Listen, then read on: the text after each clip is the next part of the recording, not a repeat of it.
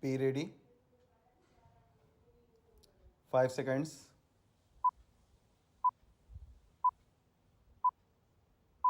Start.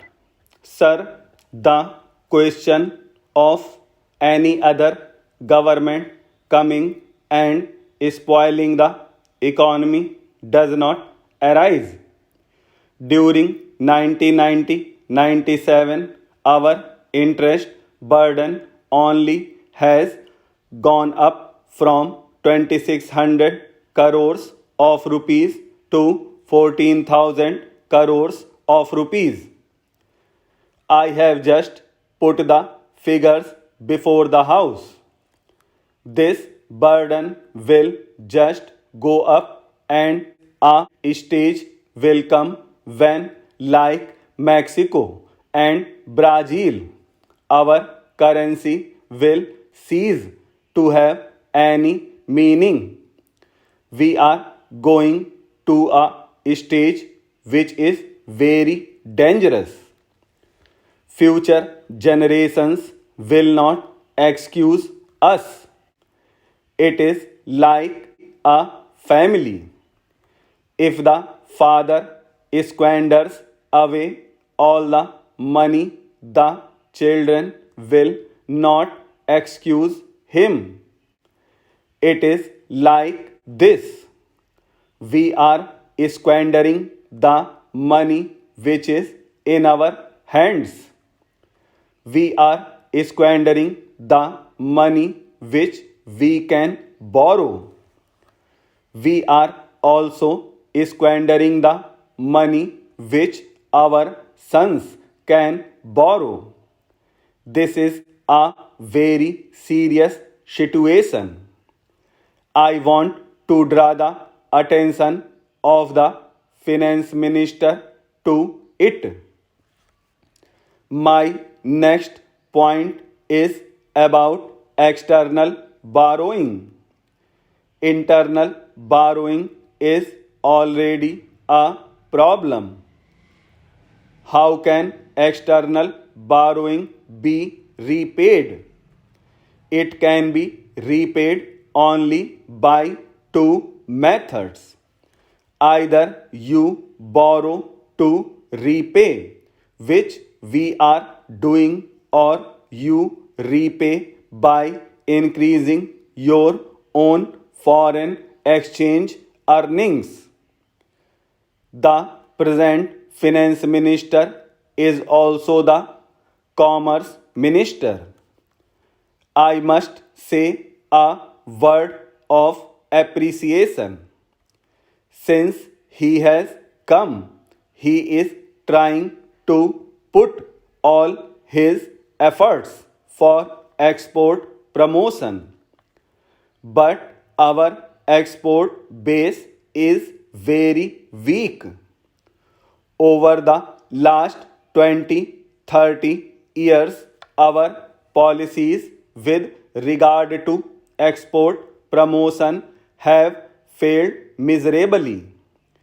Now we are trying to give all sorts of incentives for export promotion. Those are petty things.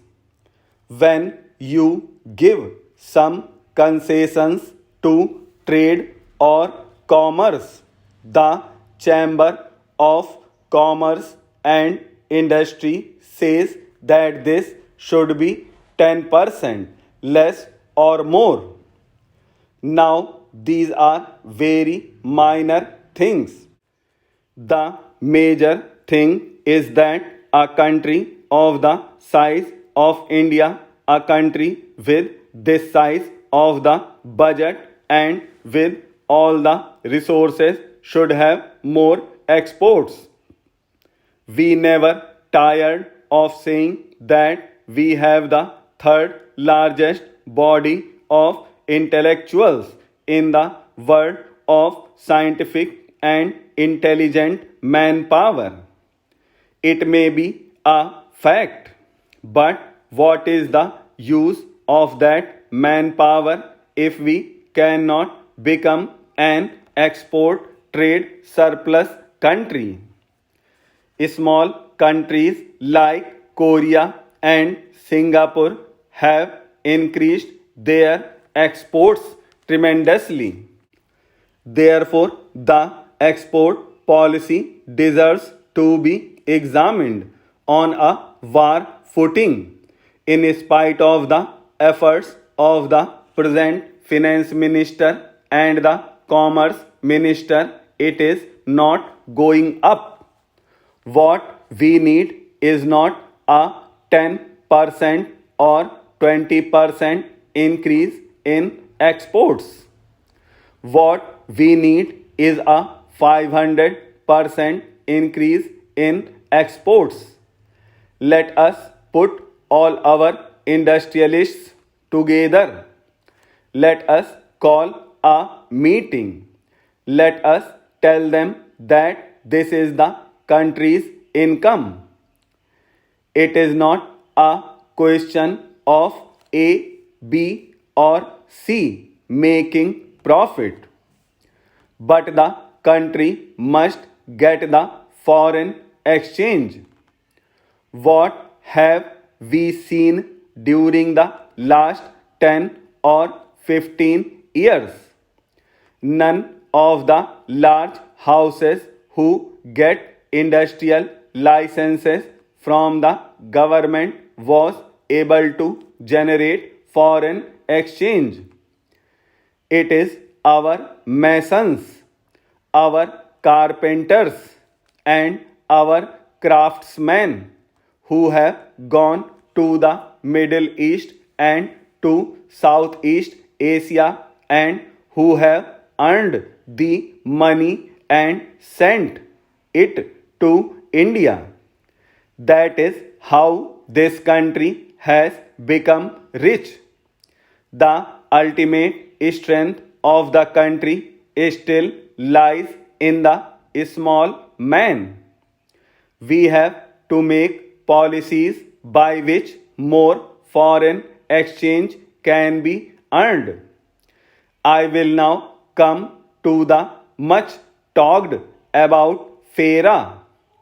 We hear of it only when some industrialist is arrested for a violation of Foreign Exchange Regulation Act.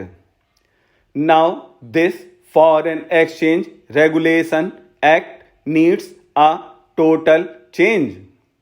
There was a time when, due to ideological consideration, it was decided that foreign companies should not have more than 40% shareholding in the companies.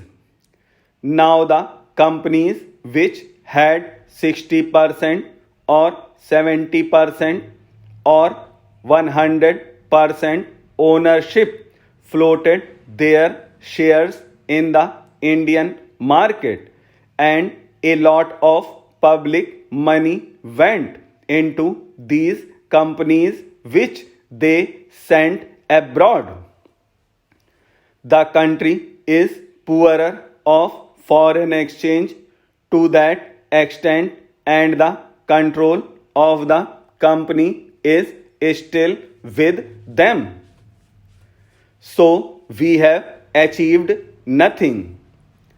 The Foreign Exchange Regulation Act has totally failed. As some members said, you come out with the news of making a haul of heroin or some other drugs every 15 days or so. You come out with the news that so many crores of illegal foreign exchange has been seized. Obviously, we are operating on an artificial exchange rate. Till the artificial exchange rates exist, the exchange racket will exist. No doubt the enforcement machinery is there. We should give all encouragement to the enforcement machinery. The ultimate solution to foreign exchange. The ultimate solution to exports lies elsewhere. It lies in the fiscal policies of the government. The government must have a relook at the policies.